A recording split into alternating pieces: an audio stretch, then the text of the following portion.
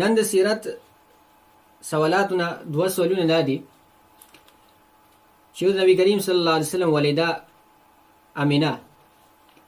د کوم ځای کې وفات شوی دی او په دغه وخت کې د رسول الله صلی الله علیه وسلم عمر څومره. دویم سوال دا چې نبی کریم صلی الله علیه وسلم والد محترم عبدالله چیرته وفات شوی دی او په دې ټیم کې د ده عمر څومره. اول سوال جواب دا دی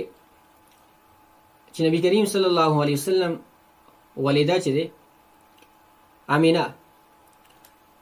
دا یو ځای دی چې ابوا ورته ویل کېږي مکې مکرمې او د مدینې منورې منځ کې دی.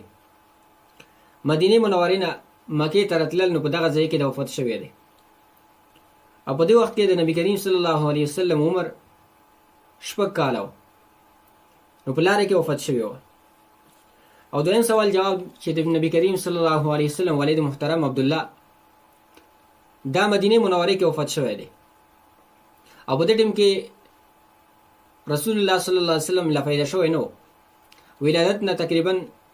6 میاشتې مخکې عبدالله وفات شوی دی او په دې ټیم کې د عمر یعنی د پیغمبر علیه السلام د والد صاحب عمر چې دی هغه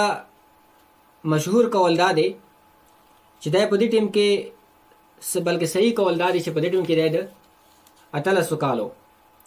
البته مشهور قول دا دی چې دا په دې وخت کې د 40 کالو چې وفات شي.